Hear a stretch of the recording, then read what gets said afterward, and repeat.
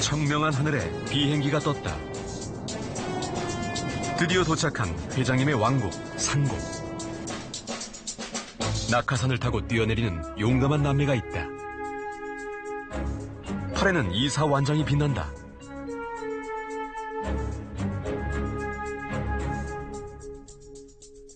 아래로 낙하 지점을 확인한다. 멀리 땅 위에 엄마의 모습이 보인다. 여기는 틀림없는 회장님의 왕국이다.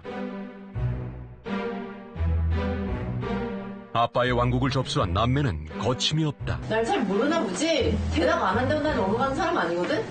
대답 안 할 거야? 당신도 문제야. 내가 몇 번을 얘기를 했으면 제 초반에서라도 갖고 와야 될 거 아니야?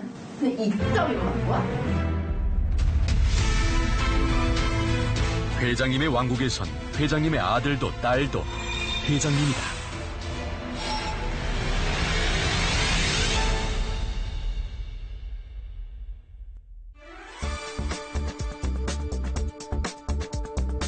(1993년) 삼성 이건희 회장은 신경영 선언을 한다. 막바로 전 세계 인류 기업하고 경쟁을 하지 않으면 생존이 불가능하다. 극단적으로 얘기해. 농담이 아니야. 마누라 자식 빼는 건 다 바꿔봐. 초인류 기업이 되겠다는 선언이었다. 우리는 단순한 이상주의자가 아니라 가장 위대한 실천가임을 행동으로 보여줍시다. 삼성이 초인류 기업이 되는 날 모든 열매와 보람은 함께 땀 흘린 임직원들과 협력업체가 골고루 나누어 가지게 될 것임을 다시 한번 약속합니다.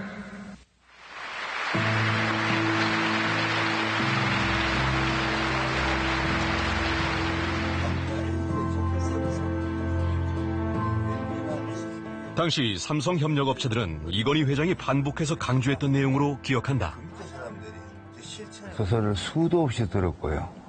또 귀에 아마 딱지 앉을 정도로 많이 들은 겁니다. 협력업체 같이 나누고 우리 동반성장하고 상생 경영할 거라고 그래 했는데 20년도 지나지 않아 삼성은 초인류 기업 반열에 올랐다. 이건희 회장이 20년 만에 또다시 절박한 경영 화두를 던졌습니다. 1등이라는 자만이 위기라는 겁니다. 20년 됐다고 안심해서는 안 되고 항상 위기의식을 가져야 된다.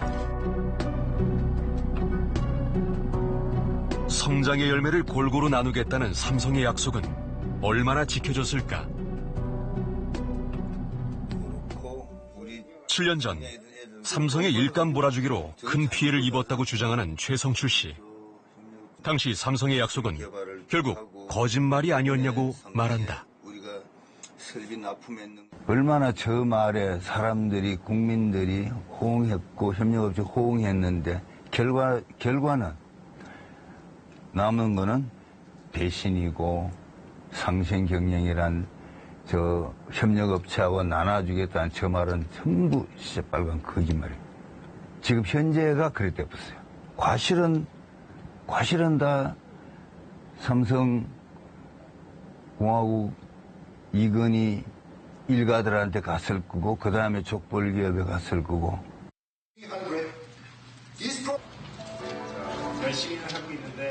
성장의 열매를 제일 많이 가져간 건 아들 이재용 부회장이었다.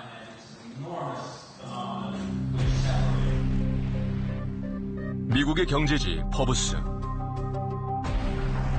이재용 부회장은 우리나라 세 번째 주식 부자다. 주식 평가액만 71억 달러, 우리 돈 8조 원에 육박한다. 그런데 포브스에 실린 이재용 부회장의 사진이 눈길을 끈다. 이재용 부회장이 지난 2월 구치소에서 출소하는 장면이다.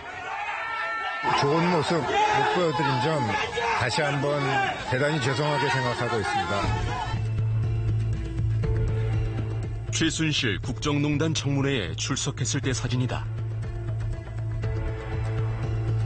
대한민국을 대표하는 기업들이 이런 불미스러운 일에 저희가 연루가 돼갖고 정말 어떻게 말씀 드릴 여지가 없습니다.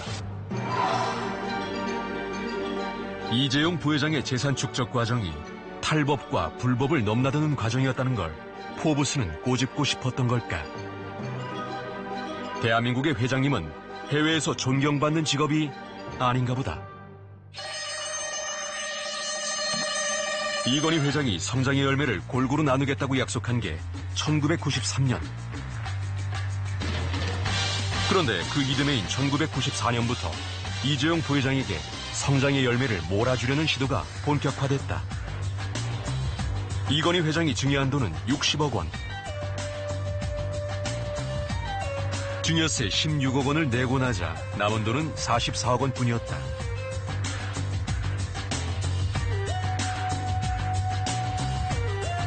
회장님 자리까지 올라가기엔 턱없이 모자란다. 이때 하늘에서 아이템이 떨어졌다. 그룹 내 비상장사 투자.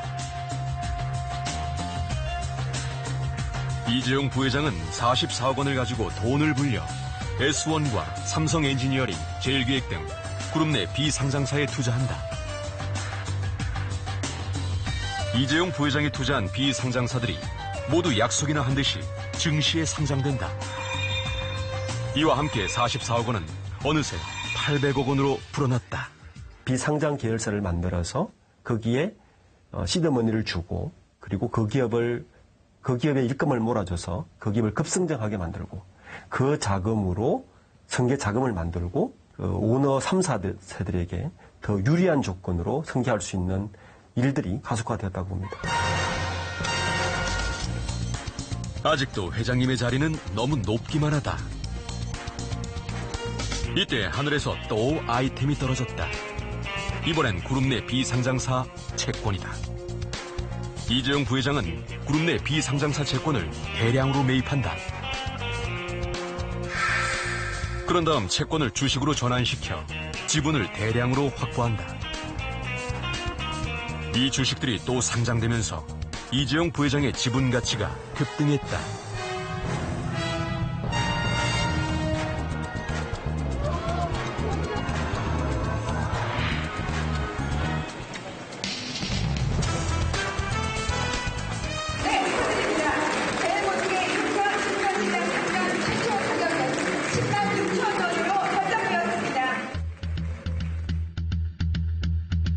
제일모직으로 이름을 바꾼 옛 에버랜드에는 48억 원을 투자했는데 현재 지분 가치는 4조 원 정도다. 삼성 SDS에 투자한 109억 원의 현재 가치는 1조 5천억 원에 이른다. 두 회사 주식으로만 5조 5천억 원이다. 아주 싼 값에 이제 발행을 해서 그 삼남매들만 가지게 이제 그렇게 했죠. 이거는 불법이죠. 그래서 아버지하고 이학수는 감옥에 간 거예요. 그래서 그런 불법을 감수하고 이제 그렇게 한번 하고 그 다음에 이 회사들에 대해서 일감 몰아주기를 해서 아무것도 아닌 회사가 이제 어마어마한 회사가 되도록 이렇게 키운 다음에 그 회사를 이용해서 다른 주력 계열사를 거기다 갖다 붙이는 방식으로. 아직도 멀었다. 이번에도 하늘에서 아이템이 떨어졌다. 이번엔 일감 몰아주기.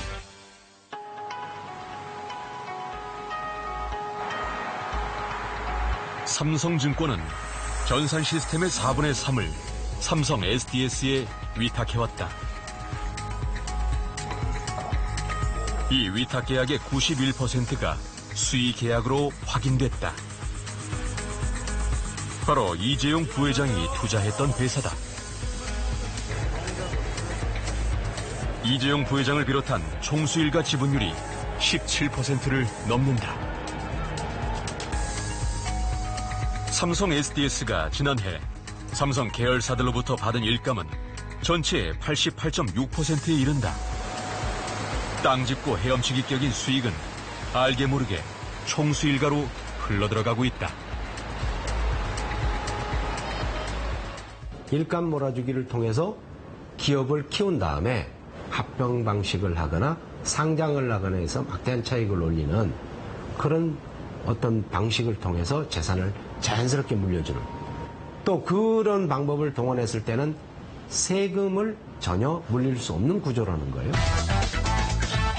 이런 과정을 통해 이재용 부회장은 사실상 회장님 자리에 오를 수 있었다.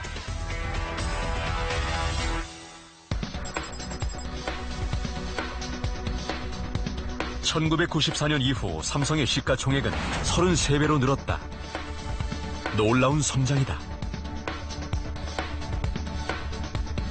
같은 기간 이재용 부회장의 주식 총액은 1,800배로 늘었다. 더욱 놀라운 성장이다. 탈법과 불법을 넘나드는 마치 교도소 담장 위를 걸어가는 것 같은 과정이었다. 삼성 SDS 건은 삼성 특검에 의해 기소되기도 했다. 저와 삼성에 대해 많은 걱정과 기대를 하고 계신 점 잘 듣고 있습니다. 오늘 성실히 답변하겠습니다. 삼성이 초인류 기업이 되는 날 모든 열매와 보람은 함께 땀 흘린 임직원들과 협력업체가 골고루 나누어 가지게 될 것임을 다시 한번 약속합니다.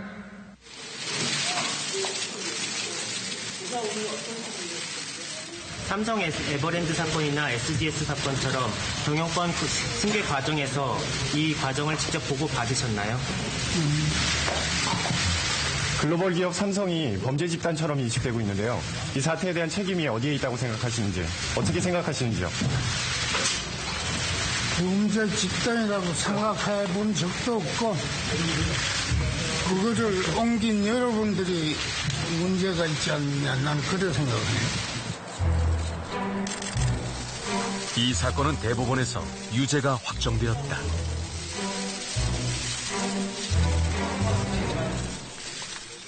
SDS 전환 신주인수건물 사태 쪽에서 이제 유죄가 나와서 이학수, 이건희 다 이제 적어도 이제 실형을 받게 되었던 거죠. 이 사람은 돈은 이제 이 사람에게 이득은 귀속됐지만 이 사람에게 책임을 물을 수 없다 그랬고 이제 돈을 그걸 가지고 그냥 계속 일감 몰아주기로 재산을 불릴 수 있었던 거죠.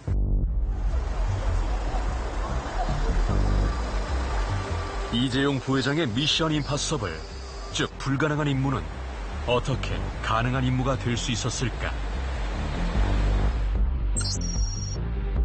0.99%.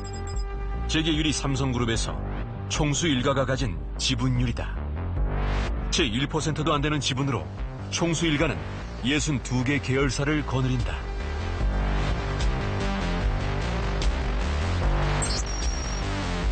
(10대) 재벌 총수 일가들은 평균 0.9%의 지분율을 갖고 있다. 그런데도 회사에 손해를 끼치면서까지 성장의 열매를 자녀들에게 몰아준다. 하지만 현행 제도에서는 총수 일가가 계열사를 동원해 일감 몰아주기 등 불법 행위를 저질러도 모 회사의 주주들이 제재할 방법은 사실상 없다. 본인들의 지분이 이제 적음에도 불구하고 원래 이게 예전부터 내려오던 나의 회사였다라는 생각을 하다 보면 자기 맘대로 하려고 하는 부분도 있고요. 주식을 상장을 하고 그래서 다수의 주주들에게 이제 자금을 조달을 했다고 하면 사실 더 이상 이게 내 개인의 회사는 아닌 건데 아무래도 우리나라는 이제 그런 식의 주주들의 어떤 주주 자본주의라든가 이런 것들이 인식이 부족하다 보니까 회장님의 자녀들은 회장님의 특권을 물려받아서 좋겠지만 회사 경영에는 문제가 없을까? 그렇게 내버려 둬도 나라 경제는 괜찮은 걸까?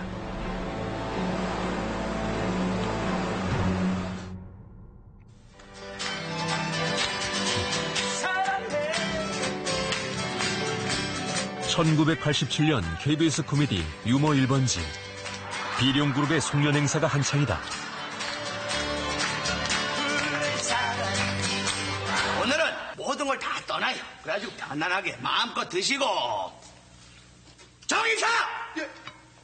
남 얘기는 뭘 그렇게 먹고 있어? 아이고, 저 걸신 걸린 것처럼 저거. 하여튼 저 한 번 밉상은 영원한 밉상이야, 저거. 아이고, 나머지 얘기는. 다음은 회장님 아들의 차례. 여러분, 한 해 동안 수고들 많으셨습니다. 내년 한 해에도 수고들 많이들 해주십시오. 우리 비룡 내년 한 해에도 잘 될까? 맡겨주십시오!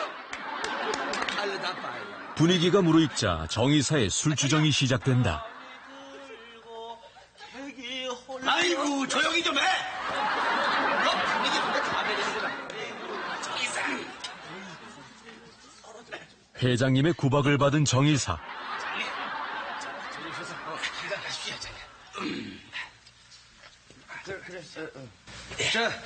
아이고. 집사람입니다. 그래? 아이고, 이거 무능한 남편 둬가지고 고생 많으시죠? 가만히 있어봐. 얘가 막내 아들인가? 막내 아들입니다. 아이고, 아버지 닮아서 애가 띨띨하게 생겼구나. 공부 못 잘했어. 너는 이 다음에 가서 네 아버지처럼 이렇게 필요 없는 사람이 되지 말아라. 아이고. 처자식이 보는 앞에서 망신을 당한 정의사. 그만 좀 드세요, 또 여보. 술이다. 저 정의사 한마디 하겠어요. 왜들 그런 겁니까? 회장님, 저 비룡원에서 희생했어요. 근데 왜 저를 건드리는 겁니다? 저도 가정 있고 자존심 있는 남자입니다. 회장님은 화를 내며 나가버리고 정의사의 푸념이 이어진다. 그리고 회장님이 화가 많이 나셨어요. 여보, 미안해. 여보, 봐. 너 이 다음에 이 아빠처럼 이사되지 마라. 어? 회장 되라고, 회장. 회장님의 왕국에서 사람들은 자식에게 커서 회장님이 되라고 가르친다. 내일부터요. 회장님이 화가 안 풀리시면.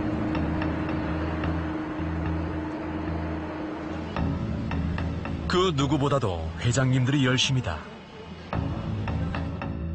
사상 초유의 기내식 대란이 벌어졌을 때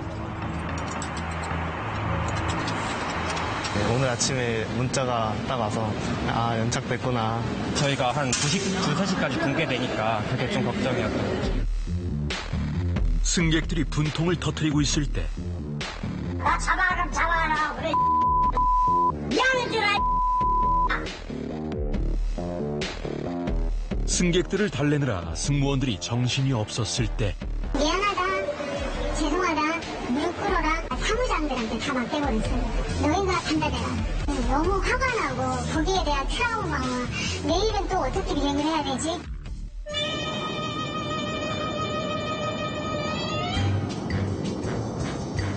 낙하산이 내려오고 있었다. 회장님의 딸이 금오리조트 상무로 입사했다.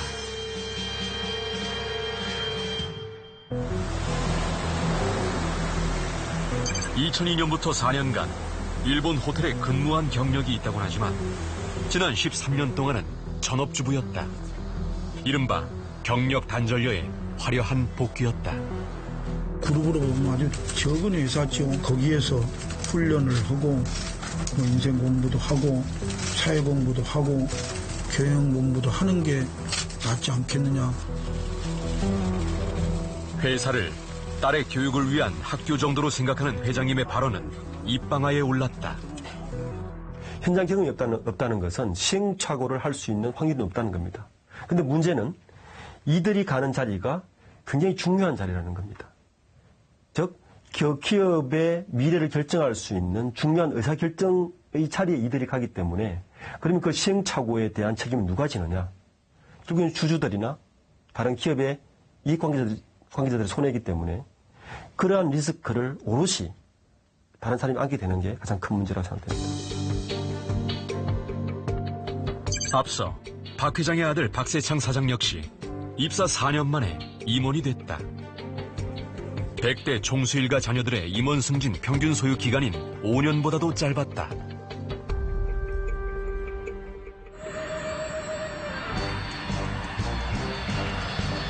대한항공에서는 3남매다. 초고속 승진은 대한항공도 마찬가지였다. 첫째는 입사 7년 만에 상무보로 임원이 됐다. 아들인 둘째도 3년 만에 역시 임원에 올랐다. 그리고 셋째 현민 씨는 4년 만이었다.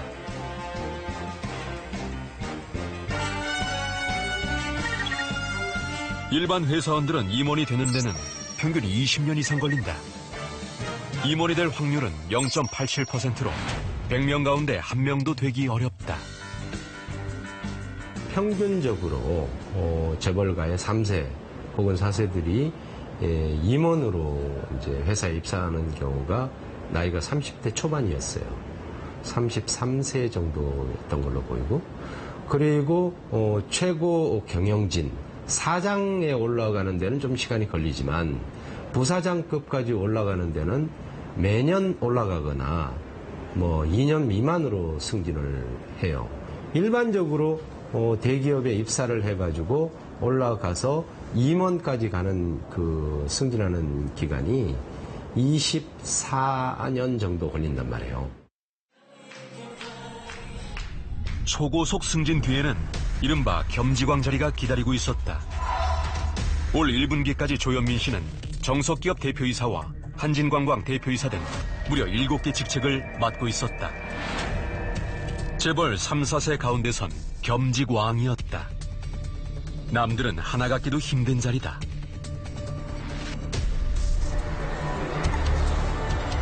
조연아 씨는 땅콩 회항 사건 이후 모든 직책에서 물러났다가 칼호텔 네트워크에 복귀했다. 하지만 밀수 의혹 등이 불거지면서 모든 직책에서 사퇴한 상태다.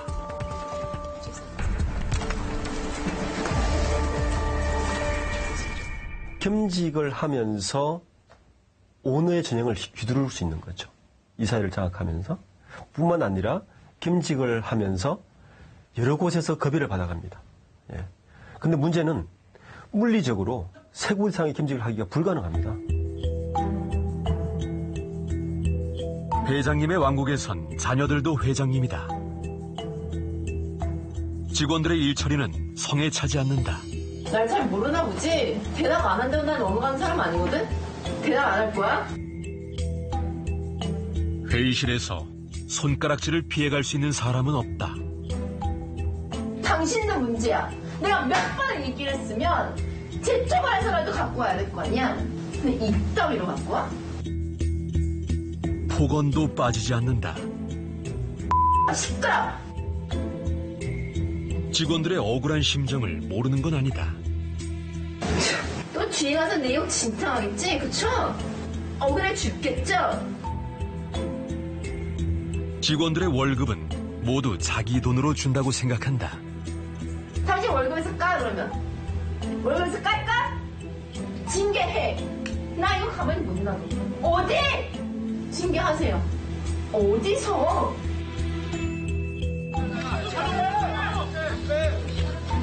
광고 대행사 업체와의 회의에서 있었던 폭언과 물컵 투척 등으로 조 전 전무는 업무방해 혐의로 불구속 기소됐다.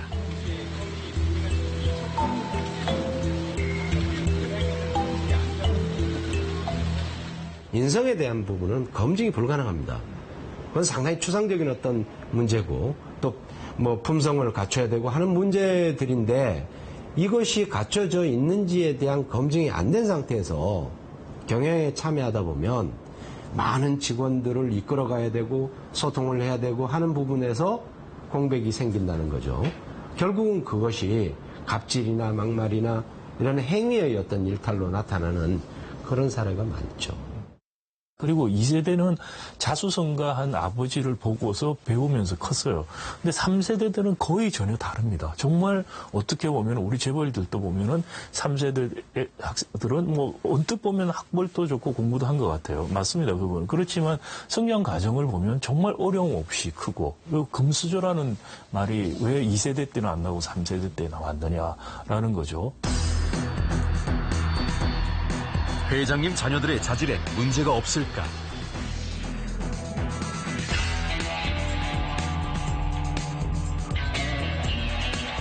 교육부는 최근 조원태 대한항공 사장이 20년 전 인하대에 편입하는 과정에 문제가 있었다고 판단했다. 787-9뿐만 아니라 한 학기는 아예 그냥 수업을 하나도 안 듣고 또 하나는 2과목 정도만 수업을 듣고 나머지는 다 또 뭐 애플 맞거나 뭐 저기를 해가지고요.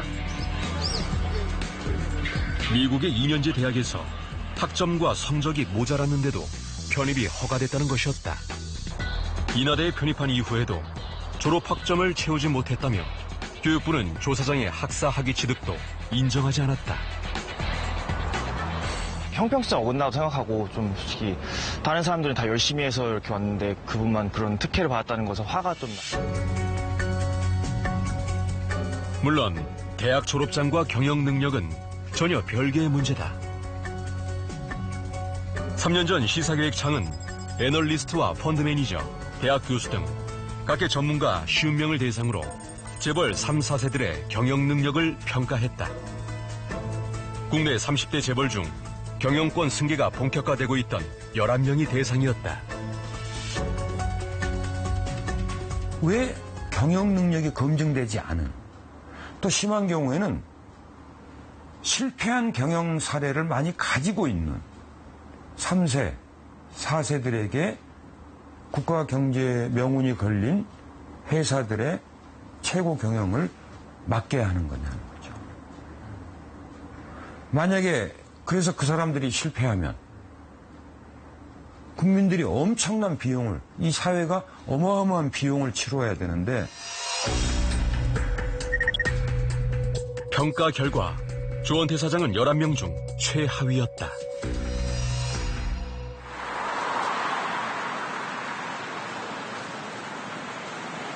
회장님의 자식 사랑은 유별났다. 지난달 서울 수공동의 한진 빌딩. 건물 입구에 2평 남짓한 커피숍이 있다. 자투리 공간을 절묘하게 이용한 커피숍이다. 비록 좁지만 손님들이 끊이질 않는다. 손님들은 한진그룹 직원들과 입주업체 직원들이 대부분이다. 장사가 잘 되는 편인가요? 잘 돼요?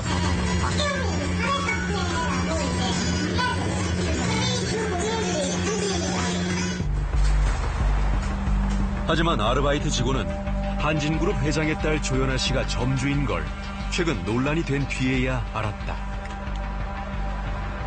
여긴 아르바이트 하시기 전에 점장님이 누군지는 모르셨죠?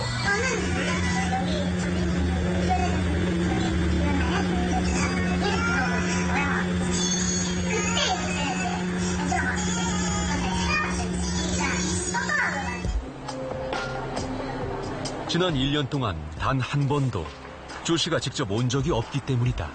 그럼 관리는 어떤 분이 오셔서 하세요?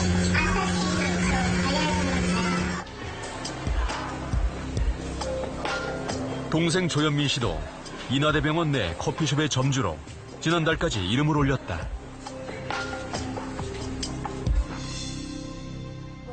직접 들어봤으면 좋겠습니다.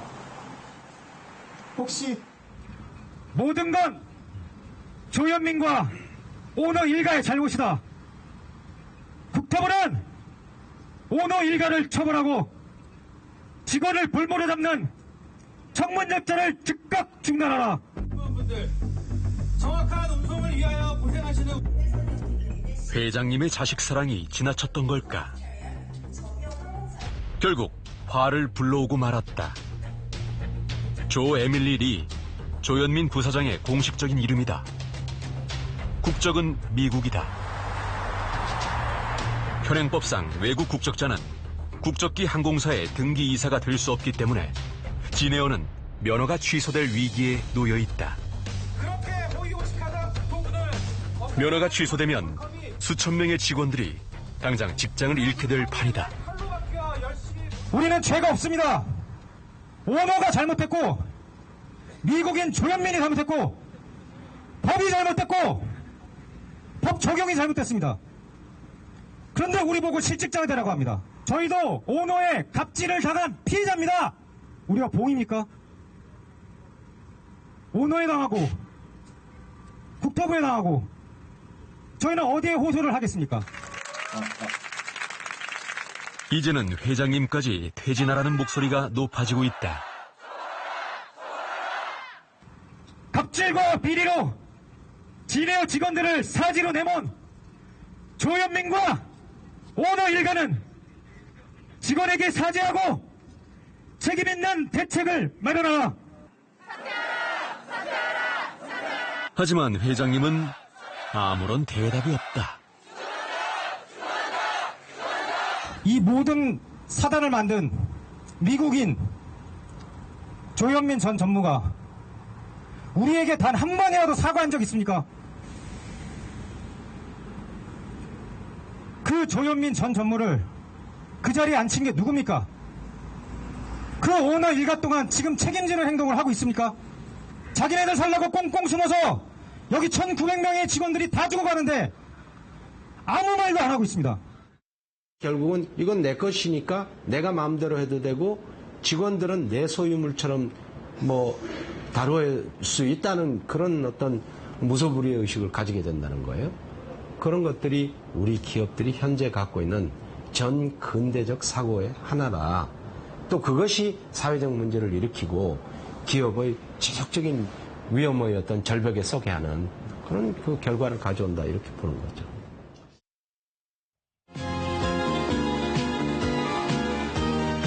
김 회장! 이제 올 때 온 거예요.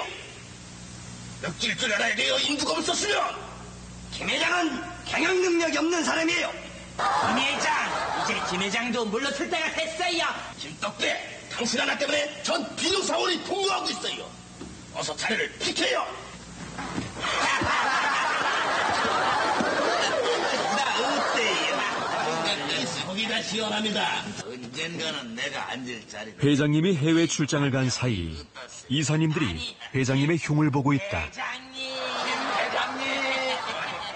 김떡배 회장 이제 물러나야 됩니다. 맞습니다. 시대는 지금 기망날을 부르고 있습니다. 그 무식한 경영 반침으로는 우리 비룡은 망하고 말 겁니다. 여봐요, 김이사. 서로들 회장님이 되겠다고 다투고 있는데 회장님 아들이 등장한다. 김 이사님! 김 이사님 자리가 거기에요? 바꿔요. 이거 아버지 안 계시다고 이렇게 막 가도 되는 거예요? 다시 재심을 묻고 언제 그랬냐는데 아첨에 열을 올린다. 하는 사람들을 스스로 요즘 회사 내 쓸데없는 소문이 나돈다고. 그래서 내가 왔어요. 포스트 기문 운운하며 우계자 얘기가 나돈다는데 그게 사실이에요? 도련님은 저희 대표적인 영원한 미래의 등불이십니다.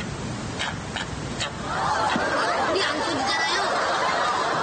그 자가용을 하고. 회장님의 왕국에선 회장님이 없으면 아들이 회장님이다. 우리 비룡의 경영권이 제3자에게 넘어간다는 경우도 가정하나 본데 내 눈에 흙이 들어가기 전엔 어림도 없어요.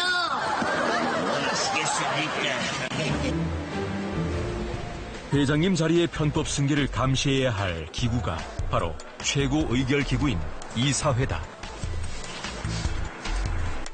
그러나 이사회는 회장님의 거수기가 된 지 오래다. 재벌그룹의 회장님들에 관한 여러 가지 폐단이 있고 그런 거를 사회풍자로 하고 싶었고 꼭 회사 일이 아니어도 시사적으로 이슈가 되는 것들을 주제를 담아서 저희가 만들려고 노력을 했죠. 이사회라는 게 뭘 그렇게 정말 의견들을 잘 갑론을박해서 진짜 회사가 잘 끌고 나가는 이런 거보다는 위에 지침대로 하는 거 아닌가? 99.5%. 국내 30대 그룹의 지난 2016년 이사회 안건 통과율이다. 삼성과 현대차, LG, CJ, 한화 등 20개 그룹에서는 100%였다. 선진국에선 소액 주주들이 이사들에게 법적 책임을 물을 수 있는 사안이기에 상상하기 어려운 일이다. 다른 나라에서는 징벌적 손해배상 책임이 같이 적용이 되니까 이사의 입장에서는 자기 일생이 걸려있는 문제니까 그렇게 재벌 총수들을 위해서 무조건 충성을 하면서 일감을 몰아주거나 그런 행위를 하진 않거든요. 근데 우리나라의 경우에 있어서는 재벌 대기업들에 있어 이사회가 전부 재벌 총수들에 대한 거수기 역할을 하다 보니까 한 명도 반대가 없는, 그래서 위법 행위가 있거나 하더라도 누구도 반대가 없다 보니까 이게 밖으로 잘 드러나지도 않게 되고, 그런 재벌 총수 일가를 위해서 지원해주는 행위를 당연시하는 이제 문화가 있는 것입니다. 편법 승계를 막으려는 노력은 오래전부터 있었다. 그러나 규제가 나오면 곧바로 이를 우회하는 또 다른 편법들이 고개를 들곤 했다.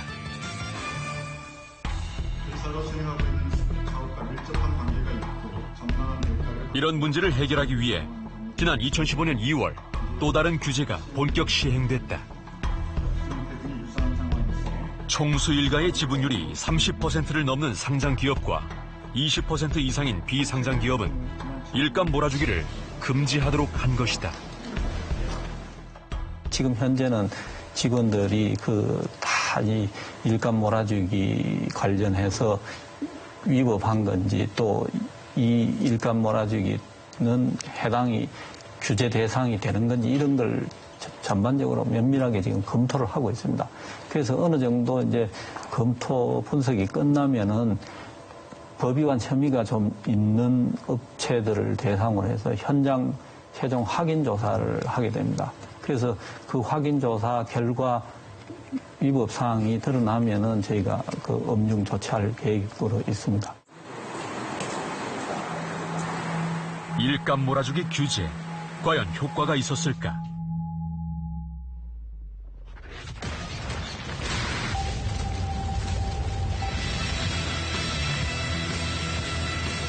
우리에게 익숙한 현대자동차 광고.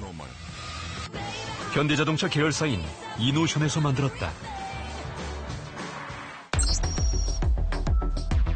2015년 상장 전까지만 해도 정몽구 회장 등 총수 일가가 지분 50%를 갖고 있었다. 그런데 상장을 앞두고 지분율을 낮추더니 규제 기준에 0.01%포인트 모자란 29.99%로 맞췄다. 덕분에 지난해 내부 거래 규모가 전체 매출액의 절반이 넘는 2,400억 원에 이르지만 아무런 제재를 받지 않고 있다.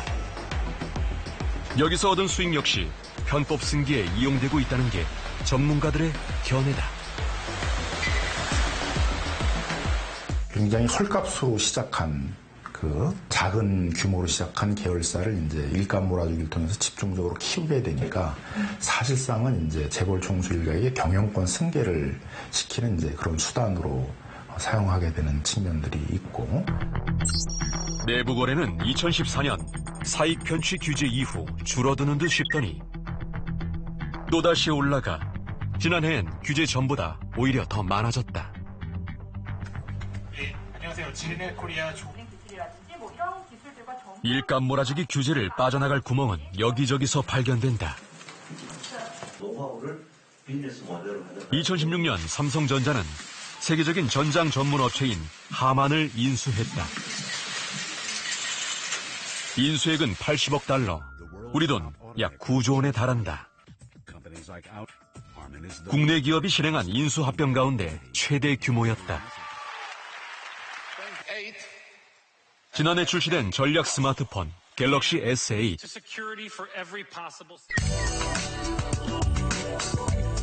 새 스마트폰에 포함된 이어폰에는 새로 인수한 하만의 기술이 접목되어 있어 이용자들의 관심을 모았다. 그런데 이 이어폰을 제조한 회사는 알모스라는 업체였다. 알모스의 전신은 영보 엔지니어링. 2005년 삼성의 위장 계열사로 확인돼 분리된 회사다. 이 업체 지배주주는 이건희 삼성전자 회장의 셋째 누나인 이순희 씨와 그의 아들인 김상용 대표다. 이런 친족 분리 기업은 일감 몰아주기 규제 대상에서 벗어나 있다. 반개인 기업들, 즉 사촌 기업이라든지 육촌 기업끼리의 거래는 방치하고 있고, 실제로 그들이 그 주주권 행사라든지 지분도 나눠 가지면서 일종의 서로 필요할 때 지분으로 도와주고 의결권을 도와주는 역할도 하기 때문에 이러한 부분도 어느 정도 그 주주의 권익을 침해하고 자기들만의 사익의 목적으로 쓰이고 있다면 이것도 어느 정도 규제가 필요하지 않나라는 생각도 듭니다.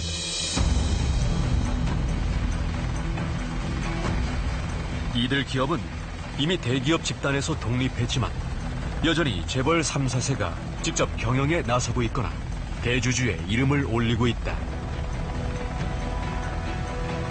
지난 2010년 10곳을 시작으로 최근까지 대기업에서 독립한 친족 분리 기업은 100개 가까이 된다.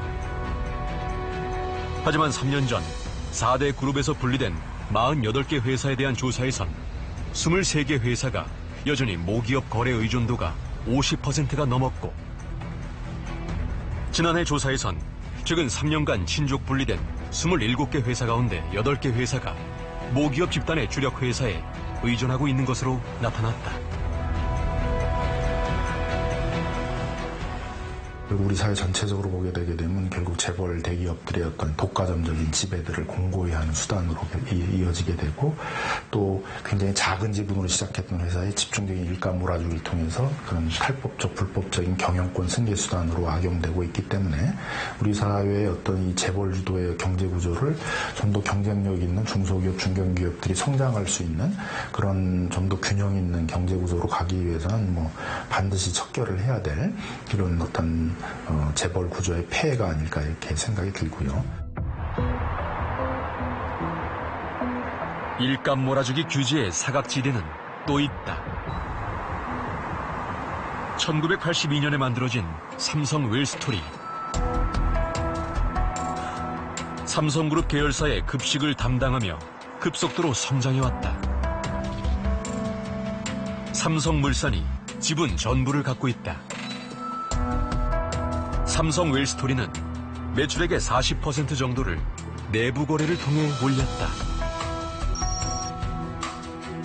특이한 점은 배당 성향이 114.6%로 지난해 상장사 평균 배당 성향보다 7배 이상 높았다. 순이익보다 14.6% 많은 930억 원이 삼성물산의 배당으로 지급된 것이다. 삼성물산에 대한 총수일가 지분율은 31.16%. 따라서 배당액의 3분의 1 정도는 총수일가로 흘러갔을 것으로 추정된다. 하지만 일감 몰아주기 규제는 피해갔다. 현행 일감 몰아주기 규제 대상에는 총수일가가 가진 지분이 상장기업은 30% 이상, 비상장기업은 20% 이상일 때에만 포함되기 때문이다. 30대 그룹의 경우 96개 계열사가 해당된다. 물론 직접 가진 지분만 따져봤을 때다. 하지만 삼성 웰스토리의 경우처럼 간접 지분까지 계산하면 상황이 달라진다. 규제 대상이 무려 259개로 늘어난다. 삼성생명 1개뿐이던 삼성은 9개로 규제 대상이 늘어난다. 현대자동차는 4개에서 11개로, SK도 2개에서 12개로 각각 늘어난다.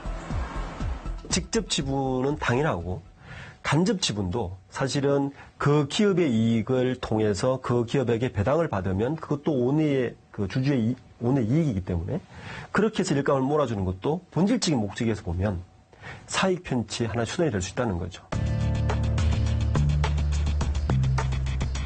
이 모든 편법들이 회장님 자녀들을 회장님으로 만들려는 시도와 밀접히 연관돼 있다는 지적이 나온다.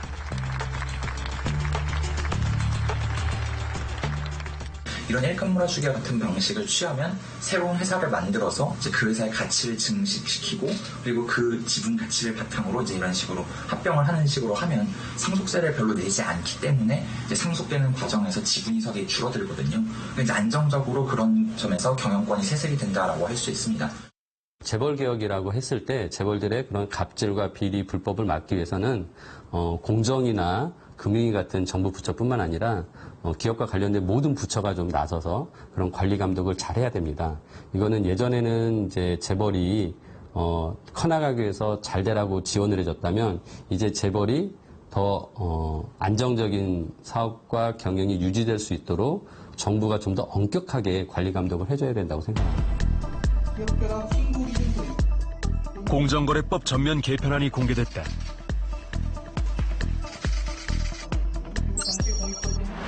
우선 일감 몰아주기 등 사익 편취 규제를 받는 대기업 집단 상장사의 총수일가 지분율이 비상장사와 같은 20%로 일원화된다.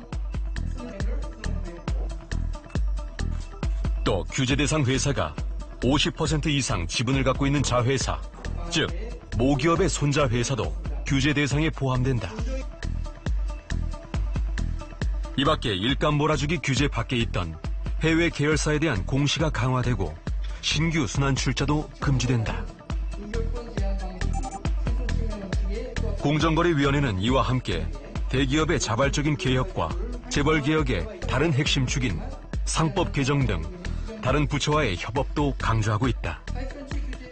시장의 경쟁 압력을 통해서 또는 정보 공개를 통한 이해관계자들의 압력을 통해서 더 나아가서 당사자들의 그룹 측의 자발적인 개선을 통해서 해결할 수 있는 문제들도 있고요. 그렇게 하는 게 더 효율적인 문제들도 있을 겁니다.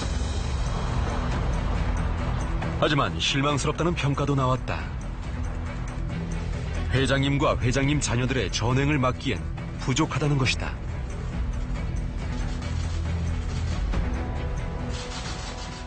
경제력 집중의 문제와 황제 경영의 문제, 이 두 가지가 핵심이고 이 핵심적인 문제들을 근본적으로 좀 바꿀 수 있는 그런 게 사실 전면 개편에 들어가야 할 안인데 부족하다.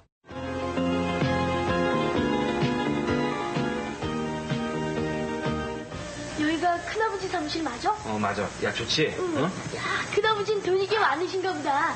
나도 이 다음에 큰아버지처럼 돈 많은 회장님이 될 거야. 야, 돈 많은 회장님은 내가 먼저 될 거야. 아이고, 이건 그냥. 아이고, 이거 자! 이거 뭐 하는 거야? 아니, 싸울 때 없어. 여기 와서 싸우나? 동구야. 예. 상구야. 아이고.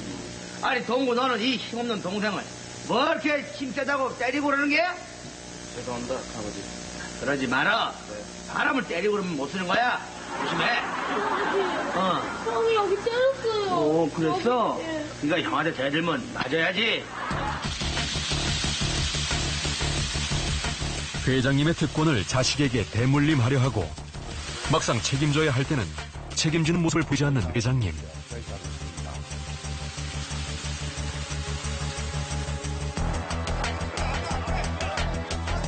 회장님의 그 특권을 물려받으려고 형제들끼리 다투는 이른바 형제의 난도. 한국 재벌가에선 자연스러운 현상이 돼버린 지 오래다.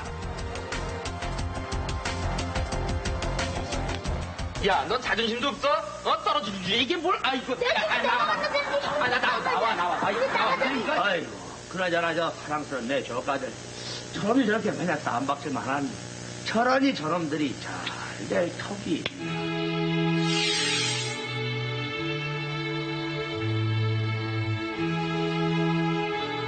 아빠가 회장님이면 자녀들도 회장님이 되는 나라.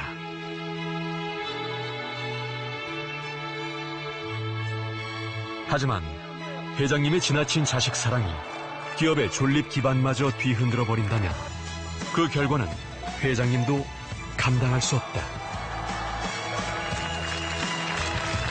우리나라의 대기업인 만큼 좀 더 사람들이 많이 지켜보고 있으니까 위에 물이 깨끗해야지 아래 물도 깨끗해질 거라고 생각해서